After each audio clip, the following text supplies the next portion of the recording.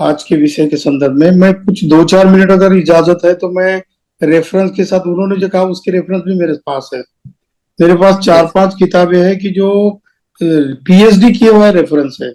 उसमें से एक है कि ये Tirupati Balaji was a Buddhist shrine by doctor के जमुना दास की। ये किताब है, शायद आप लोगों के पास होगी भी। ये है। दूसरी किताब है काशी मथुरा किसकी, ब्राह्मणों की या बौद्धों की। ये भी डॉक्टर विलास खरात सर ने लिखी हुई। उसके बाद सारी बौद्ध पूर्णिमा, सारे जो त्योहार है, आषाढ़ पूर्णिमा, धम्मचक्र प्रवर्तन सूत्र, ये भी किताब है। और ये किताब, इसमें तो बहुत है, बुद्ध धम्म और वैज्ञानिकता, राजेश चंद्रा जी की। इसमें से पूरे रेफरेंस दिए कि हमारा कौन सा त्योहार किस ग्रंथ में, उसका रेफरेंस है। सूत्र पिटक में, विनय पिटक में, मध्यम निकाय में है। और बहुत सारे सूक्त है, उन सूत्रों में भी इसके रेफरेंस आए। तो सुधीराज सर ने जो बात कही वो बहुत ऑथेंटिक है, उसके बहुत सारे रेफरेंस है। उसका मैं शॉर्ट में 2-3 मिनट में ही कर दूंगा। तो उसमें से ये है कि जो समणों की परंपरा है, समणों की परंपरा के जितने भी धम्म या धर्म है, वो धर्म ही हमारी असली संस्कृति है, सांस्कृतिक पहचान है। पर जैसे कि हम भूल गए हैं, क्योंकि बाबा साहब ने कहा कि शिक्षा जिसके पास नहीं है वो तो शेरनी का दूध है। वो जिसने नहीं पिया तो वो दहाड़ेगा नहीं है, वो तो फिर म्याव म्याव करने। तो ऐसा ही हुआ। तो हमारे पास से शिक्षा निकाल दी गई और उसमें फिर मिलावट कर दी गई, और उस मिलावट में हम फंस गए। वो उन्होंने कहा कि ये हमारा ही है, तो पेटेंट का राइट है उनका, झूठा राइट है। असली राइट तो हमारा है। जैसे कि मेरे पास ऐसे रेफरेंस है कि पुरान पंथियों ने इस देश को, बुद्धिज्म को साजिशन समाप्त करने के लिए, परावर्तित करने के लिए, विकृत और विद्रूप करने के लिए बहुत बड़ी कोशिश की है। बुद्ध ने रहने नहीं दिया। बुद्ध से बद्री विशाल नाम है, जगन्नाथ जी है, तिरुपति बाला है, केदारनाथ है, पशुपतिनाथ है। इन नामों में बदल दिया गया। और जिसको प्रचंड बौद्ध कहते हैं शंकराचार्य में, उसने से ज्यादा इसको नुकसान पहुंचा, खासकर लिटरेचर में। और ये लिटरेचर जो आया, जो नालंदा, विक्रमशिला, वल्लभी, जादूगोड़ा, ये इतनी सारी यूनिवर्सिटियां थी, यहाँ पर बहुत सारे डिबेट चलते थे। और इन डिबेट्स में ये लोग जब 6वीं 7वीं शताब्दी के बाद ये लोग आए और उन्होंने अपना कंपेरेटिव लिटरेचर लिखा, और खासकर उन्होंने संस्कृत की जो निज़म ने तैयार की हुई थी भाषा है, उसमें से सारे रेफरेंस लिख दिए और अपने नाम से खपा दिया। तो ये 11वीं शताब्दी तक, ये जब तक ये सारी यूनिवर्सिटियां जलाई नहीं गई, इस वक्त तक बहुत सारा झगड़ा चलता था सांस्कृतिक, बौद्ध भिक्षुओं में और इन लोगों में, जो वमन लोग में। तो इसमें से बहुत सारा यह है कि धम्म शब्द जो उसको धर्म कर दिया गया। बौद्ध के सारे तीज त्योहार है, पर्व है, उत्सव है, उनको ब्राह्मणी पर्व में त्योहार बना लिए गए। और ये पर्व कभी बुद्ध धर्म के त्योहार हुआ करते थे। बौद्धों ने आर्यों से कुछ लिया नहीं है, बल्कि वे ही हमारी भाषा और संस्कृति और सभ्यता को अपने साँचे में ढाल ले गए। हमारी पूर्णिमा, हमारा दशहरा, हमारी दिवाली, हमारी होली, ये सारे जो त्योहार है पुराने, तो ये बुद्ध संस्कृति से और समन परंपरा से आए हुए त्योहार है। इसमें से हमारी सारी सांस्कृतिक पूंजी है। इसमें से बहुत सारे ऐसी बात है कि जैसे ये 642 में जैसे इसिंग आया था, युआन शॉन्ग, और इसिंग ने अपने ट्रेवलर्स जो वर्णन थे ना, प्रवास वर्णन, उसमें सीधा लिखा है कि ये जो कुंभ मेला है हर्षवर्धन राजा के काल में शुरू किया था। और वो उस हर्षवर्धन के काल में वो खुद लगभग 6 साल वहां पर था, ये कुंभ मेले के जगह पर। तो उसने पूरा वर्णन लिखा है कि ये बुद्ध को जो हम मान सम्मान देते थे, उसके लिए किस तरीके से त्योहार मनाया जाता था।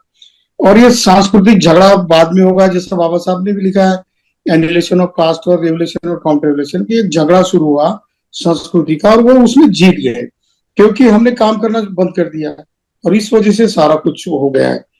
तो इसमें बहुत सारी बातें ऐसी है कि ये कैसा है, जैसे कि रक्षाबंधन, शरद पूर्णिमा, सावन पूर्णिमा, होली बनाम फाल्गुन पूर्णिमा, नवरात्रि, ये सारे जो है त्रिपिटक में इसके रेफरेंसेस आते हैं।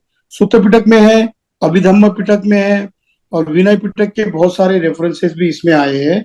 जैसे कि अभी हम अगर देखते हैं तो एक महाकात्यायन जो है ना, अभी महाकाल जिसको बोला गया है, महाकात्यायन भिक्षु की कहानी है। तो उसमें मध्यम निकाय में इसका मधुरा सूत्र में वर्णन आता है, उसको माधुर्य सूत्र भी कहते हैं। तो ये बौद्धकालीन नाम मथुरा जो है वो पहले मधुरा था उसका, और वर्तमान में वृंदावन जो है उसको वृंदावन ऐसा नाम था, लेकिन उसको पलट दिया गया और अपने इसमें उन्होंने एक कर दिया। तो मथुरा नरेश जो अवंती पुत्र था और ये महाकात्यायन बौद्ध भिक्षु थे, इनके बीच का जो वर्णन आया है, ये वर्णन इस मधुरा सूक्त में आया हुआ है, जो कि त्रिपिटक का भाग है। तो ये महाकात्यायन ने उस राजा को, अवंती नरेश राजा को जो बताया, उसके क्वेश्चन आंसर के रूप में इसका वर्णन दिया। ये कैसा त्योहार होता था, ये त्योहार ये समनों की संस्कृति का ही कैसा होता था, इसके वर्णन आते हैं। इसका लंबा उदाहरण है पर मैं ज्यादा नहीं जाऊंगा। उसमें ये दिया हुआ है कि महाकात्यायन स्वयं अवंती नरेश के राज पुरोहित के पुत्र थे, और उन्होंने जो तथागत बुद्ध की शिक्षा, जो श्रमणों की शिक्षा थी, उसका उनके साथ बहुत बड़ा डायलॉग हुआ। और इसमें वो कहते हैं कि बौद्ध काल के उपासक मधुरावासी उनको, वो जो माधुर तथा कालांतर में माथुर कहलाए, मतलब उन लोगों को माधुर कहा जाता था जो कि मथुरा के थे, और बाद में उनको माथुर कहा जाता। माथुर नाम के बहुत सारे सरनेम भी मिलते हैं। और इसका एक संकिसावासी, उससे सक्सेना नाम भी हुआ है, ऐसा भी एक उल्लेख आया है। और ज्यादातर त्रिपिटक का जो ट्रांसलेशन करने वाले हैं, उसको फिर से लिखने वाले लोग थे, वो ज्यादातर कायस्थ लोग हुआ करते थे। कायस्थ यानी से वो आचरण भी करते थे और उसका पठन भी करते थे, लिपिबद्ध भी करने का काम करते थे, ऐसा इसमें दिया हुआ है। बाद में आगे चल के ये जो बताते हैं कि वर्तमान का जो कायस्थ समाज है, वो बुद्ध काल का और समन काल का जो लिपि लिखने का काम करने वाला समाज था, और ये सारे लोग बुद्ध अनुयायी थे और समन कहते थे अपने आप को। उसमें से तो ये है उसका माधुर्य सूत्र, उसमें से ये लोगों के बीच में जो डायलॉग होता था, उसमें जो हार जाता था तो उसको दंड भी दिया जाता था। तो दंड का भी वर्णन किया है महाकात्यायन में, महाकात्यायन जी ने उनको, नरेश को बताया है। तो ऐसी बहुत सारी बातें यहाँ पर लिख के आती है। और उसमें एक खासकर एक वर्णन ऐसा है कि समन किसको कहा जाता है, महाकात्यायन सूत्र में दिया है त्रिपिटक में, उसका अर्थ कहा जाता है। संस्कृत में इसको बोला है कि श्रमण का सरल शब्द अर्थों में जो श्रम करता है, ऐसा ही नहीं बल्कि वो समता में रहता है। श्रम की संस्कृति को ही समन संस्कृति, श्रमण संस्कृति कहा जाता, ऐसा लिखा है। लेकिन वो कहते हैं कि आध्यात्मिक अर्थों में अपने विकारों के उच्छेदन के लिए जो श्रम करता है उसको समन कहते हैं। तो समन की डेफिनेशन इसमें इस सूत्र में दी हुई है, और उसमें महासमन तथागत बुद्ध को कहा गया है। ये सीधा सीधा रेफरेंस दिया है उसमें। और आगे जाके वो कहता है कि समन कौन होते हैं, तो वर्णों को, मतलब जो मन के विकारों का उच्छेदन करता है उसको समन कहा जाता है। इसका मतलब जो मेडिटेशन करता है, अरहत बनने की कोशिश करता है, उसका वर्णन यहाँ पर आया। दूसरा एक रेफरेंस यह है कि समता, बंधुत्व और मैत्री का ये जो मधुर संवाद है, इस वजह से उसको मधुरा नाम दिया गया है। मतलब जो समन संस्कृति की समता, बंधुता और मैत्री, ये जो 3-4 ब्रह्म विहार है, मैत्री, करुणा, मुदिता, उपेक्षा, उसमें से आए हैं। जो लोग इसका पालन करते हैं उनको मथुरावासी या मधुरावासी, ऐसा उस सूत्र में दिया हुआ है। ये अवंती पुत्र ये सब सुनकर बहुत ये हो गया और वो फिर शिष्य बन गया महाकात्यायन का। तो ये सारी बातों का रेफरेंस अगर कहाँ मिलेगा, आजकल तो वहां पर नहीं है, लेकिन मथुरा का जो संग्रहालय है, उस संग्रहालय में सारी की सारी मूर्तियां, मथुरा शैली की जो मूर्ति बनी थी तथागत की और बाद में इसका रेफरेंस उस संग्रहालय में आया हुआ। इसके बाद जो बहुत सारे रेफरेंस दिए हुए, जैसे ब्राह्मण बौद्धों, ये काशी और मथुरा बौद्धों की या ब्राह्मणों की, इसका तो बहुत बड़ा चैप्टर दिया है, क्योंकि इसी पत्तन जो है सारनाथ, उसको इसी पत्तन कहा जाता है। इसी यानी ऋषि, पत्तन यानी बंदर, जहां से ट्रेड एंड कॉमर्स होता था, यहाँ से सामान लिया जाता था, यहाँ इधर से उधर व्यापार होता था, और वहां पर ऋषि रहते थे और वो ध्यान करते थे, ध्यान साधना करते थे, विपස්සना करते थे, कशीना मेडिटेशन करते थे, मेत्ता भावना करते थे। इसको इसी पत्तन कहा जाता है। और इसी पत्तन में ही मिगदाय, इसी पत्तने तथागते पंचवग्गीय भिक्खु, ऐसा धम्मचक्र प्रवर्तन सूत्र में ये रेफरेंस इस किताब में लिया है। और दूसरी बात है, जो काशी को रहने वाले जो लोग हैं ना, काशी और ये इसको कहा जाता है, तो काशिक लोग कहा जाता था उनको, काशिक यानी काशी में रहने वाले लोग, और संस्कृत में उसको कोशे कहा गया और कशिक भी कहा गया है। और इसका रेफरेंस सीधा बताया गया कि सिंधु संस्कृति से आने वाले लोग ये लोग थे। जैसे महाकौशल राजा था जो प्रसेनजीत राजा का पिता था, और महाकोश प्रसेनजीत राजा तथागत बुद्ध का समकालीन था। तो उसमें गंडक नदी के किनारे पे बहुत सारे जो उत्खनन किया गया है, उस उत्खनन के भी पर ये मतलब रेफरेंस है। वैसे ही विदेह की राजधानी जो मिथिला है, उस मिथिला का भी वर्णन यहाँ पर आया है, सदानीरा नदी के किनारे पे था ऐसा।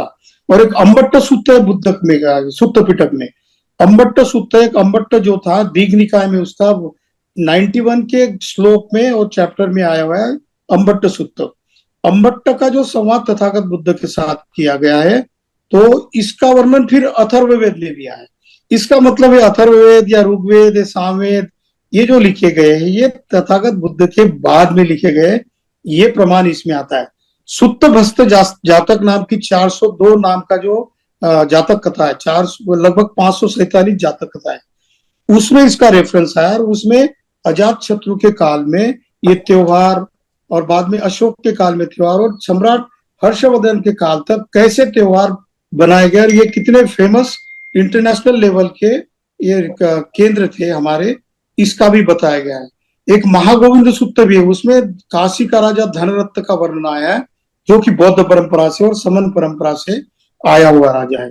ये मध्यम निकाय में भी इसका वर्णन आया है कि राजा पसीनदी उसमें कहता है कि भगवा पी खत्तियो अहंग पी खत्तियो भगवा पी कौशल को।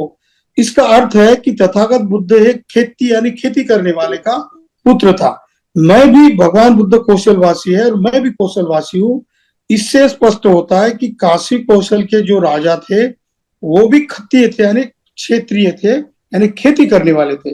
और बुद्ध यानी धम्म में बाबा साहब ने तो सीधा कहा कि 1000 बैल या हल चलते थे तथागत बुद्ध के उस का इसमें पाटलिपुत्र यहाँ पर कपिल वस्तु में। तो ये सारा जो दिया हुआ है रेफरेंस अगर देखते हैं हम लोग, तो संस्कृति हमारी है, कल्चर हमारा है, पर हम लोग भूल चुके हैं। अभी हमको समन संघ से ये देखना है कि हमारी कहाँ कहाँ पर खुदाई हम कर सकते हैं सांस्कृतिक तौर पर या फिर लिटरेचर के लेवल पर। तो इसके प्रमाण इतने मिल जाएंगे कि आने वाले समय में ये सारे प्रूफ हमको साबित कर देंगे कि हम ही यहाँ के मूल लोग हैं और हम ही समन है। बाकी का जो लुटाया गया है, ये तो चोरी किया और पेटेंट, जो झूठा पेटेंट लिखा गया है, ऐसा मुझे आज के 4 किताबों के पढ़ने में आया, इसीलिए मैंने आज ये बात रखी। अगर मेरी बातों में कुछ गलत हुआ हो तो समन संघ मुझे माफ करे। मैं समन हूँ, हम सब समन है। संगम नमामि संगम नमामि।